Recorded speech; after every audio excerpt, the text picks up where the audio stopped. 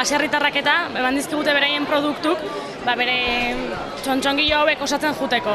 Eta orduan dauzkagu, txotxa luze batzuk eta horiekin jutega pixkanaka osatzen burutik hasita gorputzea. Eta dauzkagu hortako sagarrak, perrejila, aztenariok, piparrak, eta holako gauzak barazki horiekin osatzeko txontxongilo asteburu ezela. Zer barazki erabili? Piperra, aztenarioa, porrua, sagarra eta perejila.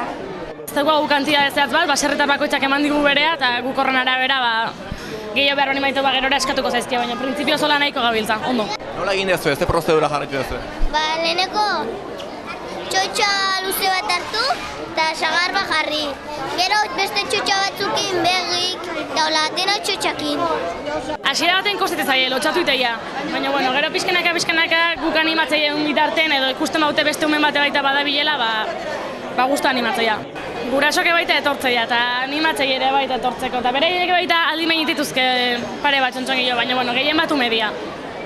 Gaurko ekintzan, helduaien eta topik elkartu gea ekintza egiteko eta izango dira 40 haur, 5-11 urte bitartekoak, eta izango dira 20 gure ikasleak eta 20 topiketik apuntatu dianak. Ekintza hontan ingo dituna da bitalde, eta inbehar dutena da hemen daukagun topikeko jaialdiko kartelakin, ingo dutena da azken finen kartelak daukan rekortableain, eta hor bertan daudena dira teatrino bat eta 4 pertsonaia.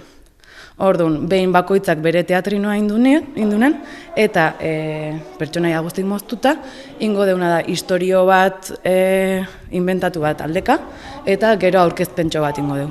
Egia esan bastante harrera hona euki deu, bai topiketik 20 plazak eta bai helduaien akademikotik, bastante azkar bete dira, jendea geratu da kanpon, eta gero bajak batzuk egon dian medio, gehienak behintzat apuntatu dianak badaukate parte hartzeko aukera.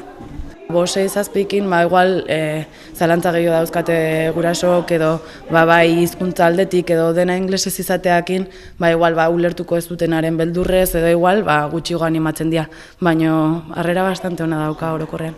Aukera polita da azkenen hizkuntza modu informal baten lantzeko. Orduan, hemen azken finen berdin dio gauzak nola esaten dira, baizik eta komunikatzea dela helburua.